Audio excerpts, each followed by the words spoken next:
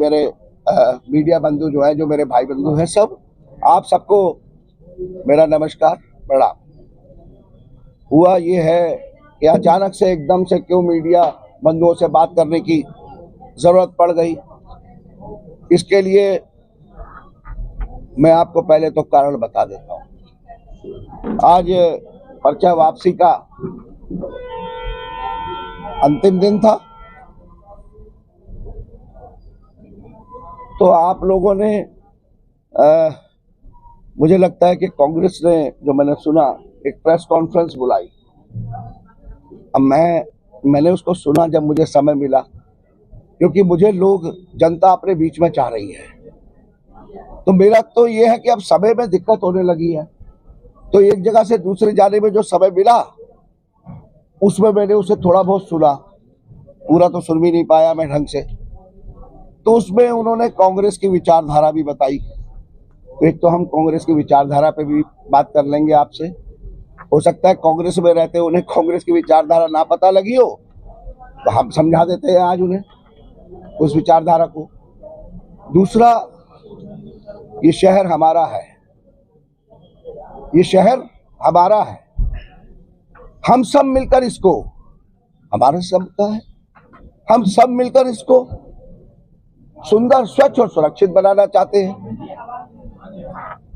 इतनी सी तो बात है, और तो कोई बात ही नहीं है।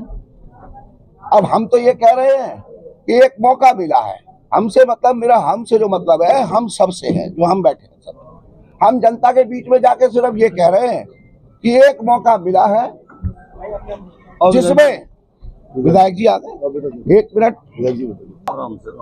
शहर के बहुत सारे लोग ये चाहते हैं कि ये जो मौका मिला है, जिसमें देश में मोदी जी की सरकार है, प्रदेश में हमारे युवा और विजनरी मुख्यमंत्री श्री पुष्कर सिंह धामी जी की सरकार है, और उन्होंने काशीपुर की सरकार बनाने के लिए और उसका मुखिया बनाने के लिए प्रतिनिधि के तौर पर मुझे उतार दिया है। तो जो हम सब लोग मिलकर चाहते थे, इस शहर का विकास हो और इसमें बढ़िया बढ़िया काम हो, उसके लिए मुझे उन्होंने उपयुक्त आदमी माना और वो चुनाव में उतरने का मौका दे दिया। अब इस मौके को हम गंवाना नहीं चाहते, क्योंकि हम सब लोग मिलकर अपने शहर से प्यार करते हैं। अब यहाँ पर बड़े भाई के तौर पर माननीय विधायक श्री त्रिलोक सिंह चीमा जी, जो मेरे बड़े भाई हैं, और इधर जनता जो मुझे ये जिम्मेदारी सौंप देगी, हम दोनों मिलकर बेहतर काम इस शहर के लिए कर पाएंगे। इतनी सी बात है, इतनी सी बात का चुनाव है बस। लेकिन आज कांग्रेस प्रत्याशी, मैं जानता हूं कि वो बौखला गए। मैं सबूत से बात करूंगा, मैं सबूतों से बात करूंगा। वो बौखला गए। वजह, अभी 3 दिन सब हुए हैं, टिकट मिला, रात को आया टिकट, उसमें भी एक गम का माहौल बन गया शहर के अंदर। हमने कुछ ऐसा करा नहीं, लोगों ने चुनाव प्रचार में उतरे नहीं। संगठन की मीटिंग हुई, हमारे नेताओं ने मिलकर उस संगठन की मीटिंग में जिम्मेदारियां बांटी। आज पहला दिन था सुबह, जिसमें मैं जनता के बीच में कायदे से गया था। अब उसकी वीडियो कुछ पहुंच गई उनके पास, क्योंकि मैं तो 12 बजे जाके सो रहा हूं और 7 बजे निकल जा रहा हूं। जब मैं जनता में पहुंचा तो वहां जो जनता का प्यार मिलना शुरू हुआ, तो नेताजी के पास वो वीडियो पहुंच गई और वो बौखला गए। मैं बिल्कुल भी बौखलाहट में नहीं, मैं बिल्कुल सच्ची बात कहने वाला हूं। तो पहला आरोप जो उन्होंने मेरे भारतीय जनता पार्टी के नेताओं पर लगाया, साहब हम तो दिवाली और ईद मिलके मनाना चाहते हैं, हम तो सौहार्दपूर्ण लड़ना चाहते हैं। फिर उन्होंने धमकाया। आप देखिए वीडियो, आरोप हम पे लगाया कि हमारे लोग धमका रहे हैं, और उनका जो अंदाज है उसमें वो धमका रहे हैं, छोड़ूंगा नहीं, ऐसा कर दूंगा। अरे भाई, हम तो हाथ जोड़कर कह रहे हैं कि हम लोगों को धमकाने का जरूरत नहीं है। हम लोग तो भाई बड़े सब लोग विनम्र लोग हैं और जनता के बीच में हाथ जोड़कर वोट मांग रहे हैं और जा रहे हैं, अपनी बात कह रहे हैं। अब कैसे कहा उन्होंने क्या, कानून को मैं बहुत जानता हूं, बिल्कुल सच बात है, वो कानून को जानते हैं। जब मीडिया में पोस्टरों की बात उठने लगी दीवार पे, तो नेताजी के जो घर की दीवार पे लिखा हुआ था कि यहाँ पोस्टर चिपकाने वाले के ऊपर कानूनी कार्रवाई की जाएगी। तो जब ये बात मीडिया में उठने लगी कि नेताजी की दीवार पे, तो उन्होंने वहां फ्लैक्स चिपका दी, जाके वो अभी उखाड़ के देख लेना, नीचे वही लिखा हुआ मिलेगा, कोई बात नहीं। उसके अलावा देखिए, उन्होंने धमकी भरे अंदाज में हमारे नेताओं को, विचारों को कहा।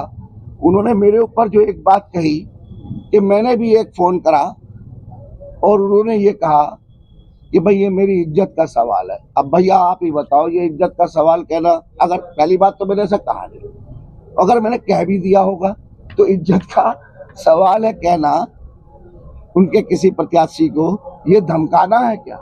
अगर ये धमकाना है भैया तो मैं क्या कर सकता हूँ इसमें, है ना। हम लोग विकास की बात करते हैं, हमारे विधायक जी हमेशा डेवलपमेंट की बात करते हैं। ये सब हम आरोप प्रत्यारोप में नहीं पढ़ना चाहते और मैं आगे से उनकी किसी भी बात का जवाब ऐसे नहीं दूंगा, वो जाने, उनका काम जाने। हमें तो काशीपुर शहर की बात करनी है। एक आरोप, उनके प्रत्याशियों को धमकाया जा रहा है, वो सद्भाव की बात करते हैं। 40 में से भैया 30 पार्षद लड़ रहे हैं। अरे भाई, तुम्हें कैंडिडेट नहीं मिल रहे तो इसमें हमारी क्या गलती है? 30 पार्षद लड़ रहे हैं। अब 30 कैसे? अभी हमारी एक बहन है, मेरे से भी बड़े पारिवारिक संबंध है, सुना है मैंने, गीता चौहान जी, उन्होंने भी पर्चा वापस ले लिया। अब एक बात बताओ, गीता चौहान जी को आप सब मीडिया बंधु भी जानते हैं, उन्हें कोई धमका सकता है? अपनी मर्जी से ले लिया। एक समर्थक ऐसा जबरदस्ती जो पर्चे भरवाए गए असल में वो वापस हुए हैं और कोई इसमें दिक्कत नहीं है। ये सब हर जगह कांग्रेस का खड़ा होना चाहिए, उम्मीदवार तो बिल्कुल खड़ा होना चाहिए। अब तुम खड़े ही नहीं कर पा रहे तो हम क्या करें? हम पे आरोप क्यों लगा रहे हो हमारे लोगों पर? मनोज जग्गा जी आज निर्विरोध पार्षद बन गए, अभी उन्हें काम पड़ गया, जिन्होंने पर्चा वापस लिया कांग्रेस का, यही आए थे इस प्रेस कॉन्फ्रेंस के बाद और खुशी खुशी इनके साथ है। आप उनसे बात कर लीजिएगा, मैं तो खुलकर कह रहा हूं, मनोज जग्गा जी बने हैं, आप मीडिया बंधु उनसे बात कर लीजिएगा। वो यहाँ आए थे आपसे बात करने के लिए कि साहब मुझे किसी ने नहीं धमकाया, उन्हें धमकवा के भिजवा दिया गया है यहाँ से, मतलब मिलने आए थे वो यहाँ पर, बधाई साथ में देकर। दूसरा, मैं एक और कांग्रेस के उम्मीदवारी जिसने करी थी सिंबल पर, सुमित को, उन्हें साथ लेके बैठा हूं। ये हैं हमारे नेता गोविंदर सिंह चड्डोक जी के वार्ड से, इन्होंने कांग्रेस के सिंबल पे पर्चा भरा। आपको यही बताएंगे, मैं नहीं बताऊंगा इन्होंने वापस क्यों लिया। अरे मानवता भी कुछ चीज है नेताजी। अगले के घर में बच्चे का दुखद निधन हुआ है, आप क्यों ऐसा माहौल शहर का बनाना चाह रहे हो? तेज बोलने से, गुस्से के बोलने से कुछ नहीं होने वाला। प्यार मोहब्बत से हमने चलना है। सुमित जी से आप ही बात करिएगा, मैं नहीं कहूंगा। वजह पूछ लीजिए पर्चा वापस लेने की। अब उन्होंने पर्चा वापस लिया कांग्रेस का, अपनी दुखद घटना से, ईश्वर इनको हिम्मत दे। उसके बावजूद आस्था भारतीय जनता पार्टी में है। आप देखिए यहां बैठे हैं, तो यहां बात क्लियर होती है साहब कि पार्षद के प्रत्याशी ना मिलने के कारण और आज भारतीय जनता पार्टी के कार्यकर्ताओं के साथ चुनावी मैदान में मेरे निकलने से जो जनता का समर्थन मिला, उससे बौखलाहट बढ़ गई और वो हमारे कार्यकर्ता और नेताओं को प्रेस करके धमकाने लगे। अगर मेरी ये बात, वो कहते हैं सबूत दूंगा, तो मैं कहता हूं सबूत तो उनकी प्रेस कॉन्फ्रेंस में दिख रहा है। जो अंदाज है वो धमकाने का है, तो हम तो उनसे धमक गए। हम तो पहले से धमके हुए हैं भैया, हमें तो कुछ कर रही नहीं है। अब कांग्रेस की विचारधारा, कांग्रेस की विचारधारा, उन्होंने विचारधारा, सौहार्दपूर्ण विचारधारा, ये लाया हूं उनकी विचारधारा।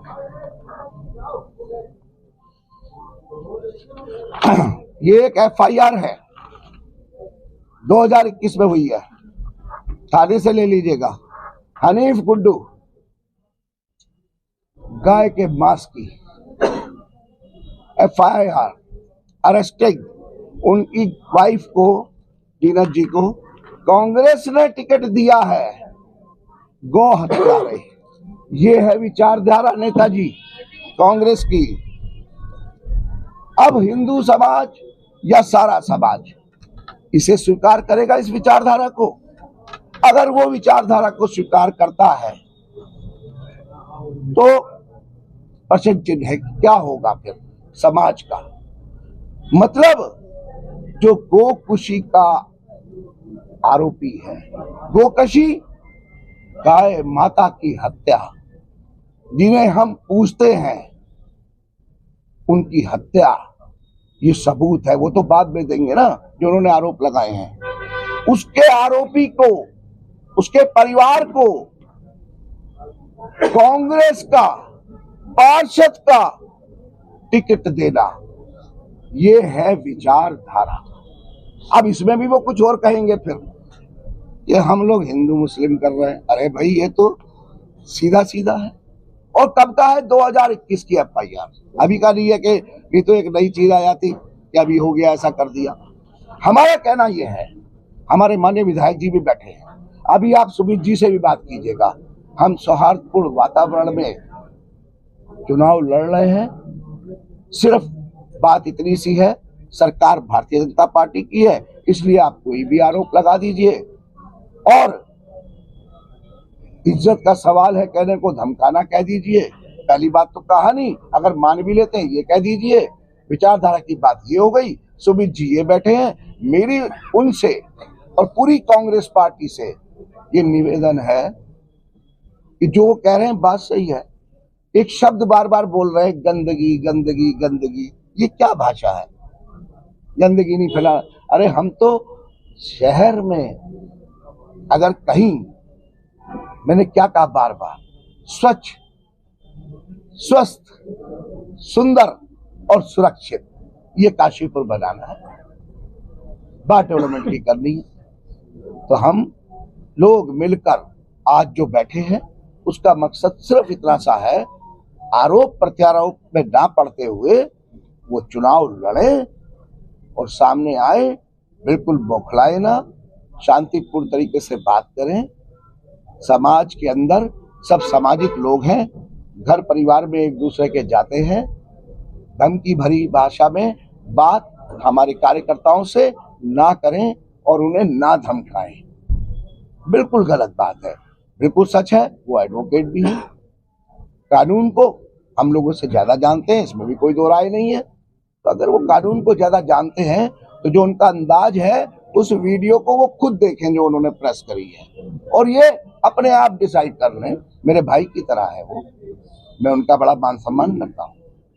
मेरा आप लोगों से अनुरोध है कि अब आप अगला सवाल सुमित पाल जी से कीजिए, और उसके बाद विधायक जी भी आपसे बात करना चाहते हैं, वो भी आपसे। जी आपसे एक चीज जानना चाहेंगे। अब आपसे बात करेंगे, सुमित जी से बाद में बात करेंगे। पहले आपसे एक सवाल है हमारा, कहीं ना कहीं मानते हैं कि कांग्रेस के जो पार्षद प्रत्याशी हैं वो बीजेपी पार्षदों के समर्थन में आए, उसकी तिलमिलाट है कहीं ना कहीं? तो देखिए, हाँ, अब आपका सवाल सही है, उसकी तिलमिलाट है। तो अगर कांग्रेस के पर्चे जिन्होंने भरे थे और वो इनके समर्थन में आए हैं, तो इनसे मत पूछिए, भारतीय जनता पार्टी के लोगों से मत पूछिए। जिन्होंने पर्चे वापस लिए हैं, जो आए हैं, उनसे ही पूछ लीजिए कि क्या उनको किसी ने धमकाया, ये बात पूछ लीजिए। बात करें बाली जी, कॉन्फ्रेंस के दौरान उनका एक शब्द था कि पैसे के बल पर भी लाने की कोशिश की जा रही है। भारतीय जनता पार्टी के कुछ लोग पैसे के बल पर भी लाने की कोशिश कर रहे हैं, बहला फुसला कर लाने की कोशिश कर रहे हैं। कुछ लोग कहने का जरूरत नहीं है, नाम से बात करें ना, कौन ला रहा है? मैं तो सबसे सस्ता नेता हूँ इस शहर का, रोटियों पे काम करता हूँ। कोई रोटी खिला देता है, उसका काम पहुंच गया, दोपहर हुई तो वहां खा ली, शाम हुई तो आप सब जानते हैं, पूछ के देख लो। तो पैसे वैसे कहाँ है हमारे पास जो पैसे देंगे किसी को बैठाने के लिए? हाँ, उनसे ये भी पूछ लीजिए कि भाई मैं तो मेयर का प्रत्याशी हूँ, तो मुझे तो उनसे भी बात करनी चाहिए थी कि भाई साहब आप बैठ जाओगे क्या? तो क्या मैंने उनसे पूछा? ये भी पूछ लीजिए। आपका मानना कहीं ना कहीं जैसे कि उन्होंने आपके ऊपर आरोप लगाया कि बीजेपी जो है हमारे प्रत्याशी को धमका रही, लेकिन अब आपका कहना ये है कि वो हमें धमका रहे हैं, तो आपका मानना है कि वो धमका रहे हैं कहीं ना कहीं? मेरे ऊपर नहीं, मेरे साथ साथ, मेरे खुद के साथ साथ, जैसा मैंने उसमें देखा, मेरे पार्टी के कार्यकर्ताओं और नेताओं के साथ जैसा उन्होंने बोला है, मैं तो सीधी सीधी बात कर रहा हूँ, जो वो कह रहे हैं तो वो धमकाने वाला अंदाज नहीं है कि आप खुद देख लीजिए। और कोई सवाल है तो बताइए। उन्होंने ये भी कहा है कि उन्होंने ये अच्छा मेरा छोटा प्रश्न है, एक संदीप जी ने मेरे पास वीडियो भी है उसकी, उन्होंने कहा था सबसे बड़ा हिंदू मैं हूँ, और अभी कहा था मैं कानून का सबसे बड़ा ज्ञाता हूँ, मतलब बहुत ज्यादा। इसे आप धमकाना कहेंगे या इसे ईमान कहेंगे? ये सवाल वैसे किससे होना चाहिए? ये तो उनसे होना चाहिए। आप भी बताए ना, इस प्रकार का कह रहे हैं, कहीं ना कहीं जो क्या दो चीजें कही है, दोनों की मेरे पास वो है। तो क्या काशीपुर की जनता, अगर वो सबसे बड़े हिंदू हैं, पार्टी के प्रत्याशी है, कांग्रेस पार्टी के पहले पूर्व में अध्यक्ष रहे हैं, तो क्या काशीपुर की जनता गौ माता के हत्यारे को पार्षद का टिकट देने वाले सबसे बड़े हिंदू को बर्दाश्त करेगी? मैं तो काशीपुर की जनता से कह रहा हूं, पूछ रहा हूं। तो ये बात अपने आप में, इसका मतलब क्या वो गौ मां के हत्या का समर्थन कर रहे हैं? टिकट दिया है उनकी वाइफ को, जो इसमें आरोपी है, FIR दर्ज है। आप थाने से भी मिल जाएगी आपको।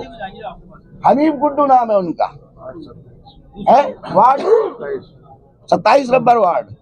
तो अब आप, जनता फैसला करेगी सबसे बड़ा हिंदू कौन है। यार बड़े छोटे हिंदू की बात है, हिंदू तो हिंदू है, इसमें छोटा और बड़ा कैसे होता है मुझे ये भी नहीं पता। अगला कोई आप कुछ पूछ रहे थे? क्या दूसरा बताइए। आज पूरा प्रेस में धमका रहा है, मैं कानून जानता हूँ, नहीं जा रहे हैं। नहीं, देखिए कानून की बात तो ये है कि वो, देखिए वो एडवोकेट है, पूर्व में बार में सचिव रहे हैं, तो ये बात तो तय है वो सबसे बड़े ज्ञाता है, ये मुझे नहीं पता, क्योंकि हमारे यहाँ पर अच्छे अच्छे और बड़े बड़े और सब छोटे बड़े सभी मिलाकर बहुत सारे एडवोकेट हैं, तो बड़े और छोटे की परिभाषा नहीं पता। लेकिन मेरे ख्याल से हम जो लोग बैठे हैं इनमें से कोई वकील नहीं है। भारतीय जनता पार्टी में बहुत सारे एडवोकेट हैं ऑलरेडी जो काशीपुर वकालत कर रहे हैं, तो कानून तो उनको बेहतर पता होगा हम लोगों से। आप कुछ पूछ रहे थे? हाँ, ये उनका आरोप था कि पहले उनको जो है बैठाने की बात की गई, उसके बाद जो है पैसा देने की बात की गई, और उस पर भी वो नहीं माने, तो बोले उनके घर पर जाकर उनके परिवार को भी जो है धमकाया जा रहा है बीजेपी द्वारा। तो क्या कहना है इस पर? ये माननीय विधायक जी बैठे हैं, माननीय प्रदेश मंत्री चड्डोक जी बैठे हैं, जिला कोषाध्यक्ष राहुल पैगिया जी बैठे हैं, हमारे प्रदेश के युवा मोर्चे के महामंत्री रविपाल जी बैठे हैं, इधर लवीश अरोड़ा जी बैठे हैं जिला उपाध्यक्ष, ये पार्षद अभी भी है और पहले भी थे और आज बन गए हैं, मनोज जग्गा जी बैठे हैं, मैं स्वयं बैठा हूं। लाए एक भी सबूत कि हम में से किसी ने धमकाने की, पैसे की कोई बात करी है तो लाए। अब वो कहेंगे हमारे, उन्होंने कहा है हमारे इर्द गिर्द जो 4-5 रहते हैं। अब भाई साहब आप अपने 4 लोगों से किसी को फोन करा के कोई रिकॉर्डिंग बना दो यार, तो भाई ये हम कहा था यार, हमें तो जनता में जाना, इतना सारा काम बाकी है, बीच में छोड़ के आना पड़ा। वहां लोग इंतजार कर रहे हैं, वो बैठे हुए हैं, मेरे से बात करना चाहते हैं। किसी वीडियो को वो सबके सामने लाने की बात कर रहे हैं कि यदि आप लोग, यानी कि आपके ऊपर आरोप लगाया है कि अगर आप लोग मानते हैं, आप लोग कहते हैं, तो वो आरोप जो है सामने लाया जाएगा कि किस तरीके से उसका एविडेंस है। क्या कहते हैं? वीडियो लाने की उनको आदत है, उनकी भी 2 साल पहले एक वीडियो आ गई थी जिसमें वो पार्टी के अपने नेताओं को कह रहे थे वो कि अगर ये बन गई या किसी और को टिकट मिल गया तो जीतने नहीं दूंगा। पहली बात कही थी उस वीडियो में। दूसरी बात भी थी, देखिए कांग्रेस के प्रत्याशी रहे पूर्व में मनोज जोशी जी, ये जितने लोग बैठे हैं सब उनकी इज्जत करते हैं, रिस्पेक्ट करते हैं, वो बड़े भाई हैं, बाय प्रोफेशन एडवोकेट हैं। उनके लिए क्या बोला था कि भैया ये तो चुनाव लड़ जाते हैं पैसे कमाने के लिए, ये भी बोला था। वो वीडियो देखी होगी आप लोगों ने भी, मीडिया में खूब चली थी। तो हमें नहीं पता उनके पास कौन सी वीडियो रखी है जो बना के उन्होंने रख ली है तो चलाएंगे बाद में। अरे चुनाव मुद्दों पे लड़िए, चुनाव विकास की बात पर लड़िए, चुनाव शहर की स्वच्छता पर लड़िए, चुनाव शहर की सुरक्षा पर लड़िए, चुनाव माँ बहनों की इज्जत पर लड़िए, चुनाव नशाखोरी गोकशी करने वालों को हवालात पे बंद करा देने के लिए लड़िए, सभ्य समाज को अंदर जो भी असभ्यता फैलाए चुनाव उस मुद्दे पर लड़िए, शहर के डेवलपमेंट पे लड़िए, विकास कार्य क्या क्या करने इस पर चुनाव लड़िए ना। ये कहाँ नेताजी आप चक्कर में फंस गए बेवजह के आरोप प्रत्यारोप पे। अगला कोई सवाल हो गया? हाँ, आपके भाई ने जब आप वैचारिक रूप से भाजपा के साथ जुड़े थे तो कांग्रेस का आवेदन क्यों किया आपने? उस बारे तो मुझे नहीं पता ना उन्होंने क्यों लिया इस समय। अब उसका विचार है कि ये 15 साल से हमारे उसमें है, तो ये हम तुम क्यों जाए फिर आगे एकदम से निकल के, ना हमें कोई धमकाएगा ना कुछ।